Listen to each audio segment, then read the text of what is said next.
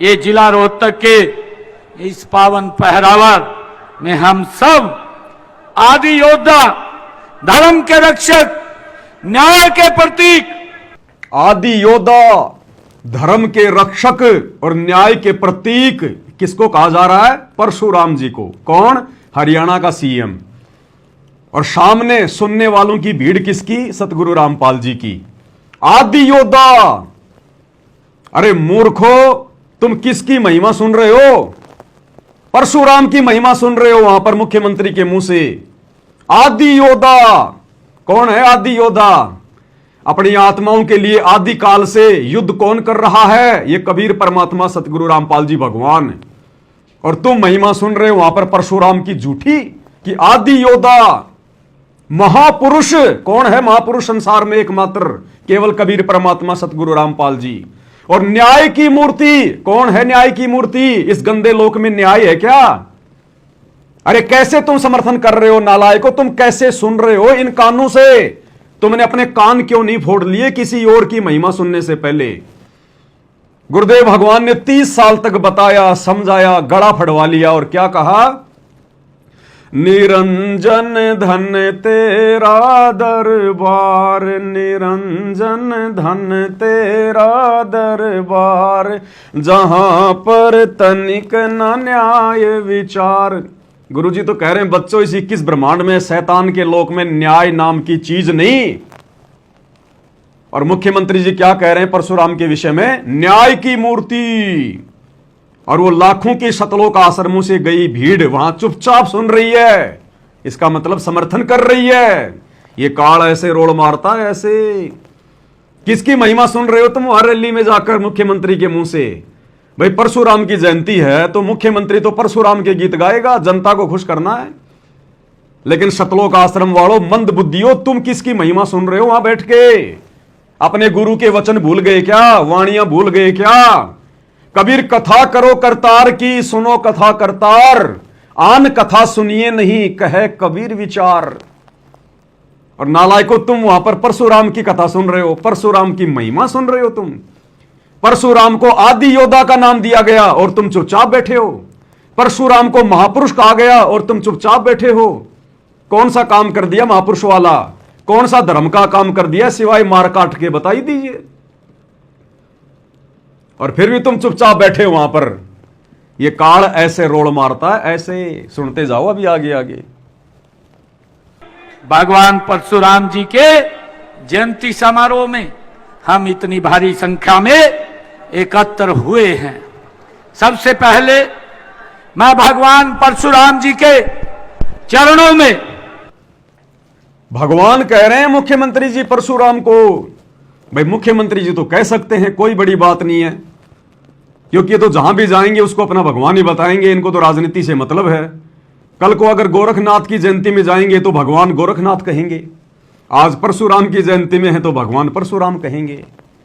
लेकिन जो मंद बुद्धि भक्तों की भीड़ वहां बैठी हुई है हजारों की संख्या में, नालायकों, एकमात्र कबीर भगवान के अलावा यदि सामने खड़ा होकर कोई दूसरे को भगवान बता रहा है और तुम्हारी जुबान पे ताले लगे हुए हैं, तो तुम तो महाभारत के भीष्म, कर्ण और द्रोणाचार्य वाली भूमिका निभा रहे हो, जो सब कुछ जानते हुए भी चुपचाप बैठ के सुन रहे हो, जुबान पे ताला लगा के बैठे हो। अरे तुम काहे के भगत हो? धिक्कार है तुम्हारी माताओं को जिसने 9 महीने तुम्हें अपने गर्भ में रखा।